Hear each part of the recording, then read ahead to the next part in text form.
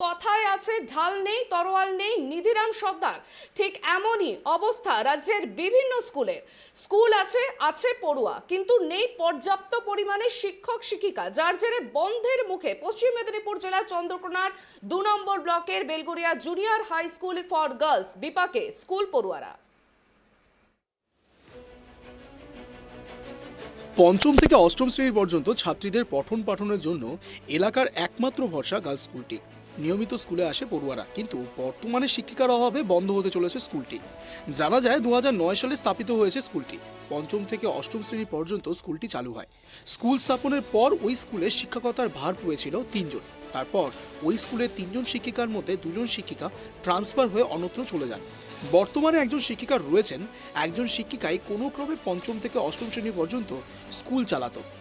এহেন পরিস্থিতিতে নভেম্বর মাস থেকে ওই শিক্ষিকা মাতৃত্বকালীন ছুটিতে থাকেন। স্কুলের একমাত্র প্রধান শিক্ষিকা ছুটিতে থাকায় একেবারেই বন্ধের মুখে ওই স্কুলটি।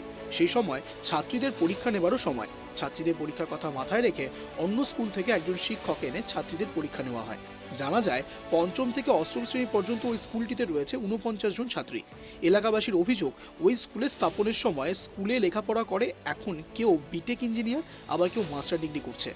বর্তমানে ওই স্কুলে শিক্ষিকা না থাকায় ছাত্রছাত্রীদের বার্ষিক পরীক্ষার নম্বর 3, 5, 6, 7। ওই যে এখানে বলছে যে স্কুল বন্ধ হয়ে যাবে, স্কুলটা যাতে চালু থাকে সেই জন্য আমরা আবেদন করছি এখানে যেই শিক্ষকরা এসছে তারা যেমন এখানে স্কুল চালু রাখার জন্য সেই সব ব্যবস্থা করে ছাত্রছাত্রীরা যেমন এখানে পড়াশোনা করতে পারে। টিচার নেই না, এখানে টিচার নেই। সেরকম যেমন টিচার এসে স্কুল চালু থাকে, যেমন মেয়েরা এখানে পড়াশোনা করছে সেরকম পড়াশোনা যেমন করতে পারে, স্কুল যেমন না বন্ধ হয়। কোন ক্লাস থেকে কোন ক্লাস পর্যন্ত রয়েছে এই স্কুলটা? এখানে রয়েছে 5 থেকে 8 পর্যন্ত। যাতে মাধ্যমিক হয় সেই ব্যবস্থাও যেমন আপনারা করতে পারেন, সেই ব্যবস্থা করার জন্য আমরা সবাই মিলে আবেদন জানাচ্ছি। এখানে তো শিক্ষক একজনও নেই, শিক্ষিকা কেউ নেই। হেড ম্যাডাম ছিল, তিনি শরীর খারাপ, সেই জন্য এখন ছুটি নিয়েছে। নাকি প্রথম থেকেই শিক্ষক শিক্ষিকার অভাব নাকি? না, প্রথম থেকে নয়। প্রথমে 3টা এখানে ছিল টিচার, তারা হচ্ছে ট্রান্সফার হয়ে অন্য জায়গায় চলে গেছে। এখন একজন হেড ম্যাডাম আছে, তিনি ছুটি নিয়েছেন, তার শরীর খারাপ, সেই জন্য এখন বলছে যে স্কুল বন্ধ হয়ে যাবে। আমরা সেই জন্য সব গার্জেনেরা অভিযোগ জানাচ্ছি যাতে না এখানে স্কুল বন্ধ হয়, যেমন এখানে স্কুল চালু থাকবে। 3 জন থাকার পরে একজন উচ্চশী যে একটা প্রকল্প চালু করেছে, পরপর দুজনকে তুলে নিয়েছি। তুলে নেওয়ার পরে আমরা আবেদন করি ইআইতে আবেদন করার পরে আবার হচ্ছে রোগকে গেলেন, ওখানে উনি বললেন যে মোটামুটি আমরা স্কুলের চেষ্টা করছি, দিয়ে হচ্ছে মোটামুটি ফিমেল টিচার দিয়ে একবার চালু পরীক্ষাটা করেছে। এই হওয়ার পরে আবার শুনলাম যে আজকে বললো যে মোটামুটি পিসি দিয়ে দেওয়া হবে, স্কুল তুলে দেওয়া হবে। আমরা সেই কারণেই যে আবেদন করেছি, ইআই বললো যে না, ওইটা আমরা থাকবে, স্কুলটা চালু থাকবে। প্লাস হচ্ছে পড়াশোনা ভালো হয়েছে। এখানে একজন সামনে দিলীপ সর্দারের ছেলে, সে হচ্ছে নার্সিং পড়তে গেছে।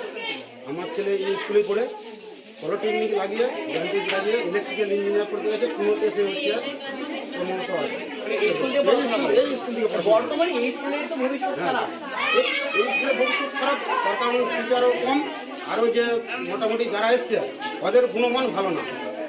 মানুষ এলাকার হচ্ছে বুদ্ধি ভালো, এখানে পড়াশোনা সব ঠিক আছে, ওরা ঠিকঠাক খাটছে। দ্বিতীয়ত এই পরিবেশটা সবচেয়ে বাজে। আমরা বারবার অনেকবার উঠেছি যে গরু ছাগল ভাঙছে, এগুলোকে নোংরা করে দিচ্ছে। আমাদের প্রতি এলাকাকে সচেতন হতে হবে।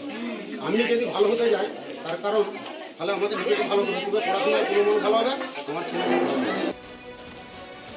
স্কুলে শিক্ষিকার অভাবের জন্য এইভাবে যদি পড়াশুনো চলতে থাকে, আগামী দিনে কিভাবে চলবে স্কুলটি? যদিও শিক্ষা দপ্তরের স্থানীয় আধিকারিকদের কাছে নেই কোনো সদুত্তর এখনো পর্যন্ত। পশ্চিম মেদিনীপুর থেকে Shubho Chakraborty report, tribe TV.